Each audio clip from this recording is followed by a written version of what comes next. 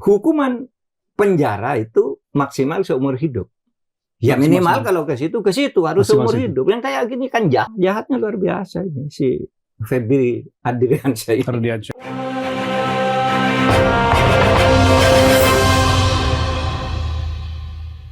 Halo Sobat Doder, gimana kabar di hari Minggu 11 Juli 2006? Semoga Anda tetap istiqomah dan tabah menghadapi kehidupan sehari-hari. Assalamualaikum Cak Dol, salam LNF. Waalaikumsalam warahmatullahi wabarakatuh. Selamat pagi Cak Jarod. Gimana juga kabarnya Cak Jarod pagi hari ini? Alhamdulillah baru menyimak pertandingan Piala Dunia. Cak, ini ada kabar baik dan bagi seluruh Sobat Doder, Gilpol, penggila bola. Ternyata Piala Dunia tahun ini menginspirasi banyak orang, terutama ibu-ibu muda, ibu-ibu yang berusaha melahirkan anaknya dinamai sebagai satu Erling Haaland, ini striker Norwegia, dan juga Messi serta Ronaldo. Tapi tunggulah sebentar lagi, ada nama baru yang tidak kalah populer disematkan kepada bayi-bayi Indonesia. Anda sudah tahu Cak Dodo? Oh, belum. Gimana ceritanya? Gimana? Jadi akan ada nama baru ini. Siapa mengalahkan Messi? Namanya adalah bayi Febri Adriansyah dan Tanki. Iya, itu toh koruptor yang menghebohkan itu kemarin di Kejaksaan Agung ya. Ternyata perkembangannya semakin membelalakkan mata karena apa yang dilakukan mereka itu jauh dari kejahatannya itu memang betul-betul luar biasa.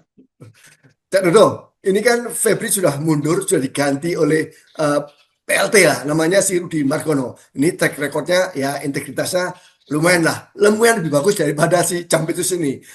Tapi kira-kira Cak, apa yang Anda harapkan dari kasus ini Cak?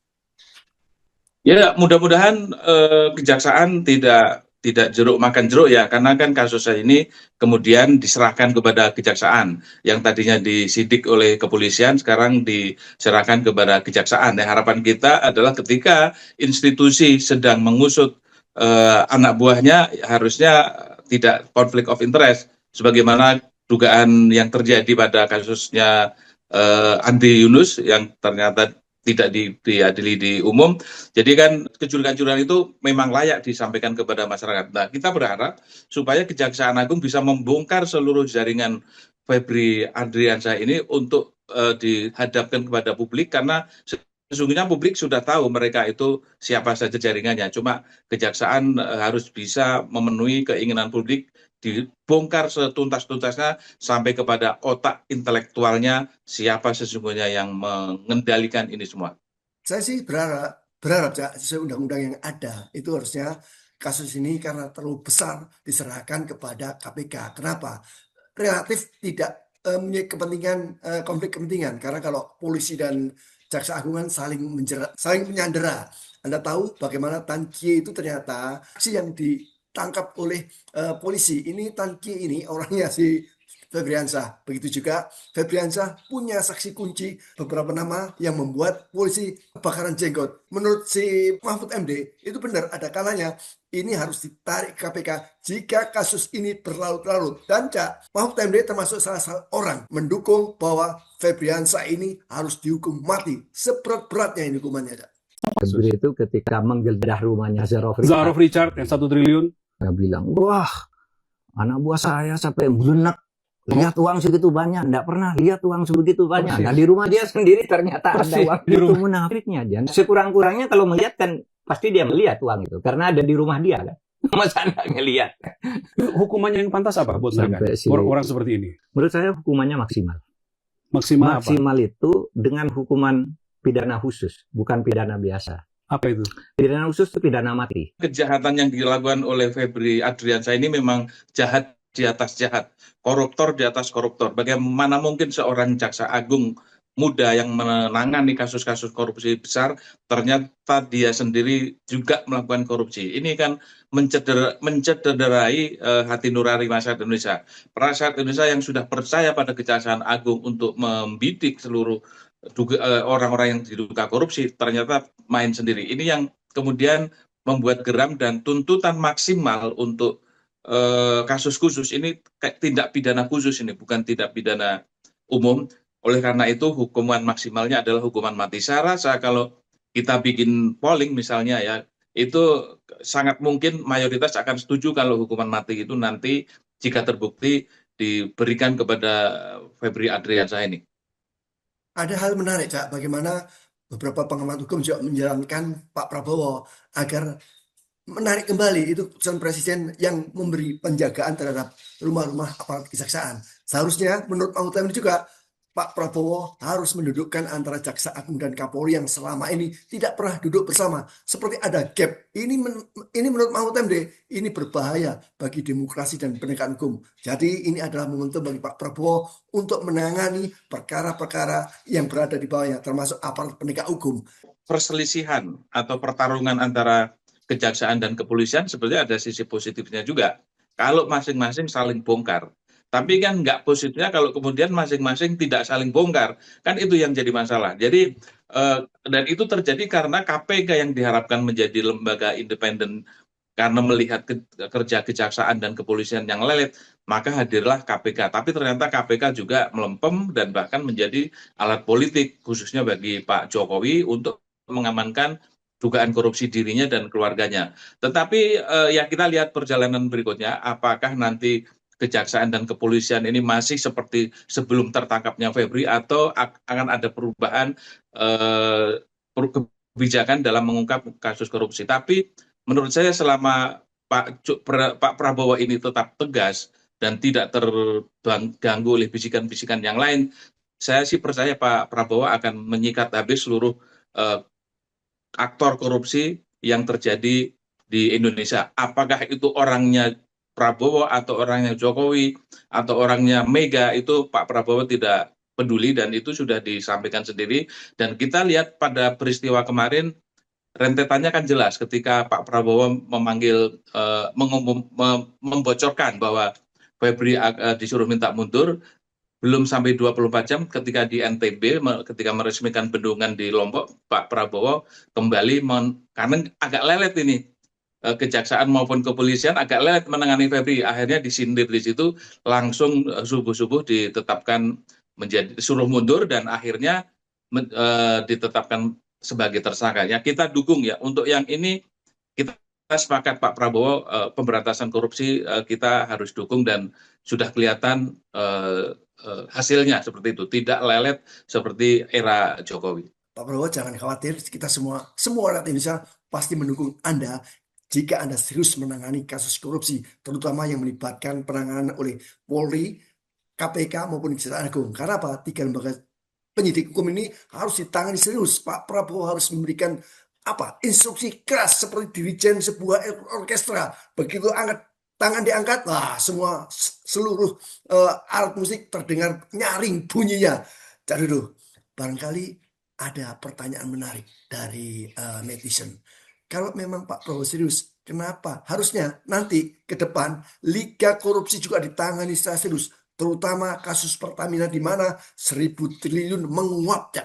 Karena saya melihat ada kepentingan politik di balik semua ini yang membuat akhirnya peristiwa ini mencuat begitu hebatnya ya. Pertama, sosok Jampitsus yang belakangan ini begitu getol menghantam kasus-kasus korupsi besar. Tapi di balik itu semua kita lihat kasus Pertamina di situ terkait nama Jokowi. Dan ini sebuah pengakuan yang dilakukan oleh Ahok di persidangan. Ahok mengatakan kalau berani Pak Hakim panggil dong Jokowi. Kita lihat ya bagaimana Pak Jokowi menyelesaikan persoalan Pertamina khususnya Petrol. Alih-alih dibubarkan malah diganti pemain ya kan. Kemudian dialah yang kemudian menjadi otaknya di situ. Makanya sampai hari ini nggak berani orang ngambil Reza Khalid. Ya, itu juga yang menjadi desakan publik agar tidak berhenti di kasus Febri. Karena banyak sekali orang-orang lama, orang-orang sebelum Pak Prabowo ini pejabat-pejabatnya diduga terlibat. Bahkan sudah dipanggil KPK, sudah disebut namanya di persidangan dan juga sudah dicium oleh kejaksaan, tapi kemudian berakhir dengan damai, dengan senyap. Sebagai contoh misalnya Erick Thohir ketika korupsi Pertamina yang melibatkan Rifa Siahaan, itu namanya sempat muncul, tapi tiba-tiba tengah malam Erick Thohir ketemu sama Jaksa Agung. Entah apa yang dibicarakan, besok paginya Jaksa Agung bilang Erick Thohir tidak terlibat. Nah, yang seperti ini kan menimbulkan kecurigaan. Nah, momen ini harusnya segera desak kembali agar kejaksaan ataupun kepolisian atau bahkan KPK untuk menindaklanjuti hal seperti itu. Kemudian ada juga anak presiden Kaisang dan Gibran yang dulu dilaporkan oleh Ubedillah Badrun ke KPK itu harus dibongkar juga karena sudah jelas data, fakta dan indikasi ke arah sana kan sudah jelas. Tinggal niat baik dari aparat hukum, apakah jaksa, polisi, atau KPK yang belum berani melakukan tindakan itu. Masih ada lagi misalnya, nah orang-orang Jokowi ya, orang-orang, kalau Pak Febri Ardiansyah ini kan dipercaya sebagai orang Jokowi, loyalis Jokowi. Masih banyak sekali loyalis Jokowi yang sangat mungkin melakukan tindakan korupsi yang perlu diungkap. Seperti juga Pak Luhut. Bayangkan, Pak Luhut itu mendapatkan sebutan palu gada.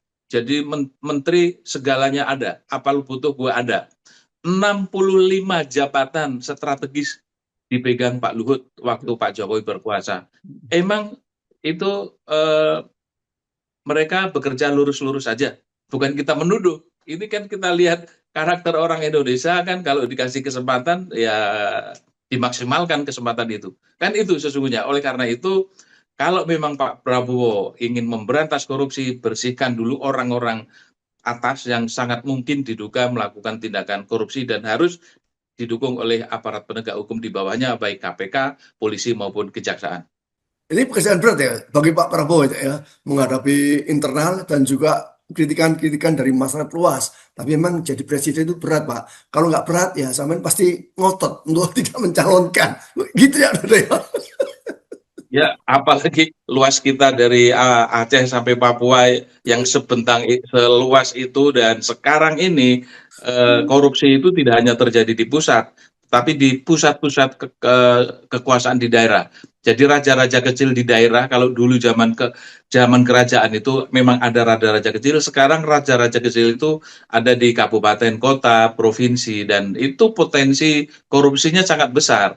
Jika dulu pada zaman Pak Harto korupsi itu dikendalikan oleh satu orang, Pak Harto, sekarang semua orang yang memiliki jabatan dan wewenang sangat mungkin melakukan korupsi. Artinya rakyat kita yang dari dulu tidak pernah mendapatkan keadilan.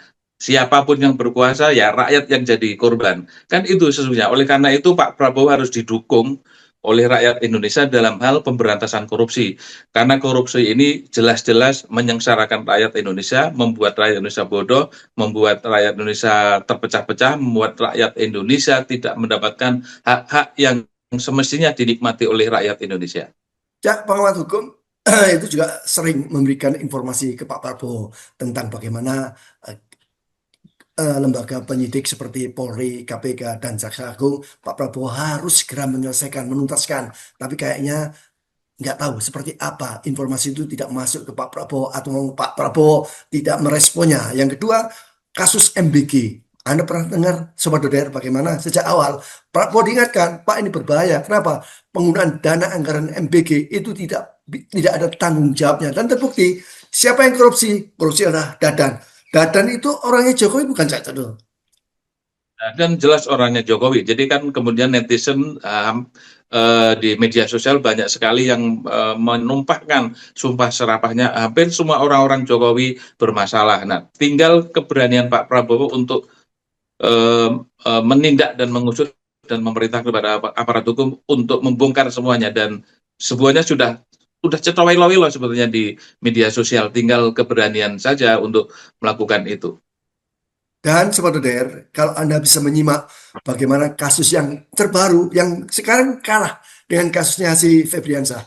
Siapa itu? Kasus Menteri Kehutanan Raja Juli Antoni, bagaimana dia mengembalikan barang bukti berupa uang sogokan kepada apa? Ke polisi, bukan ke KPK. Ini adalah kesalahan fatal. Ini seperti halnya yang terjadi pada Tan Kie. Tan Kie itu yang sekarang menjadi saksi kunci yang ditangkap oleh penyidik. Sama, Tan Kie ini terlibat dalam berbagai perkara dan disebut mengembalikan uang kerugian negara, dan oleh Febriansyah dinyatakan dia sebagai saksi. Ini mirip-mirip, Cak. Coba kasih kata-kata mulia aja. Ya, ini para koruptor yang muncul belakangan ini ada kaitannya, ada korelasinya dengan pernyataan Pak Luhut waktu itu yang mengatakan bahwa OTT itu nggak setuju dia. Kalau mau korupsi dikit-dikit boleh lah. Bagaimana sebuah tindakan korupsi, sebuah tindakan yang melanggar undang-undang, sebuah tindakan yang melanggar juga norma adat, agama, dan juga norma hukum di sebuah negara, dinormalisasi dengan perkataan seperti itu. Akhirnya terjadi hari ini orang-orangnya Jokowi dari 10 tahun terakhir itu para pejabatnya dengan leluasa melakukan tindakan tercela, yaitu dengan melakukan korupsi, nepotisme, gratifikasi dan lain sebagainya dengan mudah. Dan sesungguhnya kalau dibongkar ini sebuah bom waktu atau gunung es yang terbelalak kalau masyarakat akan terbelalak kalau ini akan dibongkar semuanya. Tapi apakah Pak Prabowo mampu melakukan itu? Oleh karena itu, kalau ada pihak-pihak yang sekarang ini membuli Pak Prabowo, ya kita berkewajiban untuk meluruskan bahwa ini sebetulnya Pak Prabowo dengan sedang bertindak tegas untuk menyikat seluruh koruptor. Last word there, terima kasih Anda menyaksikan hari Minggu ini. Kami tutup dengan paribasa. Kalau ada ladang, bolehlah kita menumpang mandi. Kalau ada koruptor, bolehlah dihukum mati. Assalamualaikum, salam MNF. Waalaikumsalam warahmatullahi wabarakatuh. Salam freedom and fairness. Dan OTT itu kan tidak bagus sebenarnya. Buat negeri ini jelek banget gitu. Jadi kalau kita mau bekerja dengan hati, kita nggak mau maling aja, masih bisa. Ya kalau hidup-hidup sedikit boleh lah. Ya kita mau bersih-bersih amat di sorga aja lah kau.